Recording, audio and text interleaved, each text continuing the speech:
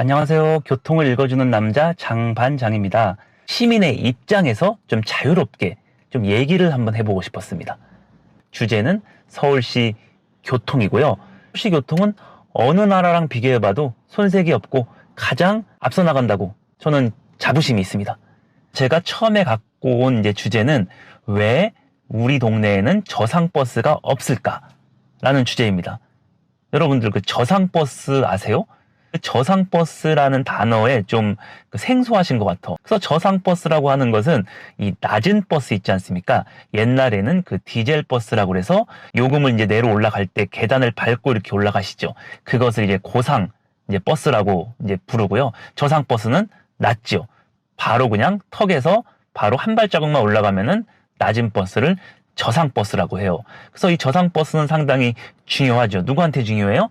이 교통약자, 장애인, 그죠? 뭐 고령자, 뭐 임산부 등등한테 중요한 버스인 것은 분명합니다. 그래서 그 서울시도 그 중요성을 알기에 그 2025년까지 저상버스를 이제 100% 전환하겠다는 어떤 목표를 설정하였죠. 이제 그래서 그 버스가 이제는 오래된 경우, 이제 대폐차하는 경우 저상버스 도입이 이제 의무화가 됐습니다. 하지만 뭐 저상버스라고 하는 곳은 뭐 어디든 갈 수 있는 곳은 아니죠. 그것은 이제 운행이 불가한 노선이 있죠. 뭐 예를 들어서 그 도로가 좁다든지 아니면 이런 급경사, 고지대 이런 버스는 저상버스가 운행하기 어려우니까 이제 이러한 그 도입 못하는 사유를 서울시에게 사유서를 제출하고 이제 저상버스에 대한 어떤 승인을 받습니다. 이제 그래서 저상버스 예외 승인 노선이라고 해서 승인을 받으면은 그 지역은 저상버스가 다니지 못하는 거죠. 그래서 서울시는 그 매년마다 그 저상버스 예외 노선이라고 해서 홈피에 올려둡니다. 그래서 제가 이번에 그것을 보고 한번 저상버스 예외 노선이 어디인지를 한번 이렇게 탐색을 해봤습니다. 근데 뭐 일부 이해가 가는 곳도 있겠지만은, 이런 간단한 시설물 하나로 인해서 저상버스 예외 승인을 받는다? 이렇게 될 경우에는 그 한 지역 때문에 그 버스가 다니는 노선의 전 지역은 저상버스를 타지 못하는 경우가 발생되는 것입니다. 그래서 제가 한번 어떠한 경우가 저상버스 예외 승인인지, 이게 진짜 시설물을 개선시킬 수 없는 건지 제가 현장에 가서 한번 여러분들한테 구경해 드리겠습니다. 여러분들 여기 현장에 와 있습니다. 현장에 와 보니까는요, 이게 그 이화교라고 하는 곳이에요. 이화교이고 여기는 중화역 쪽 방향인데 지금 이 버스가 다니는 것을 볼 수 있습니다. 그래서 그 얘기했던 저상버스 예외 노선으로 잡힌 이유가 저기 있네요. 지금 여기 혹시 보이세요? 여기에서 버스가 우회전을 합니다. 우회전을 하는데 저 위에 있는 저 콘크리트 위에 지상물이 보이시죠? 아, 저것 때문에 저상버스는 좀 높이가 높아서 그 다니지 못해서 예외 승인으로 지금 받은 것을 볼 수 있습니다.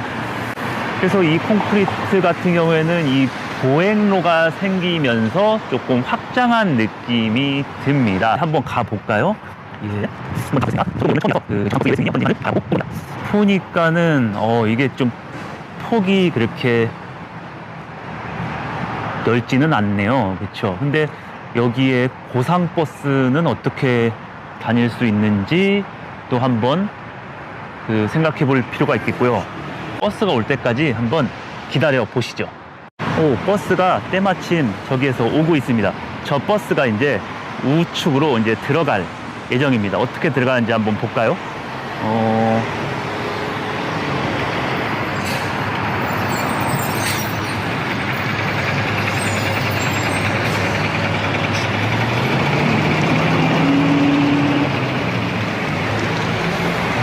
어떻게 보면은 좀 여유 있게 지나가는 것 같은데 그때 마침 두 번째 버스가 저기 오고 있습니다. 저 버스는 저기를 어떻게 지나는지 한번 보도록 하겠습니다. 여기는 건너편에서 제가 한번 보겠습니다.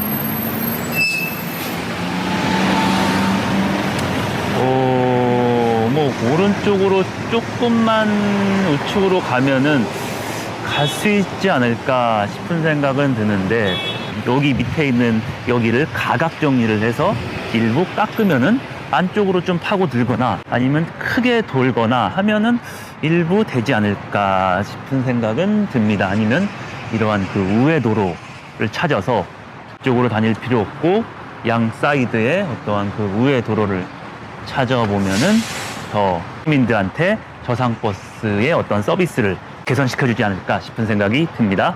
다음 장소로 이동해 보겠습니다. 예, 우선 저상버스 예외 승인 장소인 다른 곳에 한번 또 와봤습니다. 제가 살펴보니까는 저기에 있는 것 같습니다. 저기에 보이는 저 턱같이 생긴 게 하나 있네요. 저게 이제 물막이 턱이라고 하는 겁니다. 이제 물막이 턱이라고 하는데 저기가 어느 정도 고도가 높잖아요. 그래서 이 고도가 높은 곳에 저상버스가 다닐 수 없다 라고 해서 지금 예외 승인을 받은 것 같습니다. 우선 한번 그 버스가 한번 지나가는 때까지 한번 기다려 보죠.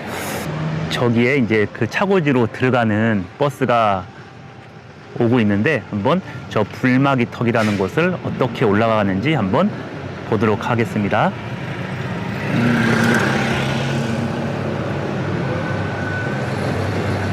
역시 고상버스를 운행하고 있는 것을 볼 수 있습니다. 올라가는데 살짝 높기는 하네요. 그죠? 언덕길이. 근데 저것도 어느 정도의 그 개선이 필요할 것 같긴 한데 지금 계속 들어오고는 있습니다. 한번 이 들어가는 것도 한번 찍어보고 이제 나가는 것도 한번 찍어보도록 하겠습니다.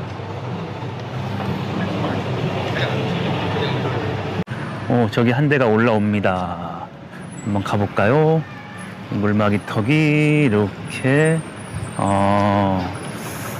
이런 식으로 해서 저 물막이 턱이라는 것 때문에 저상버스가 다니지 못하는 현상입니다. 그렇게 하다 보면은 이 버스를 이용하시는 분들은 아무도 저상버스를 이용하지 못하는 현상입니다.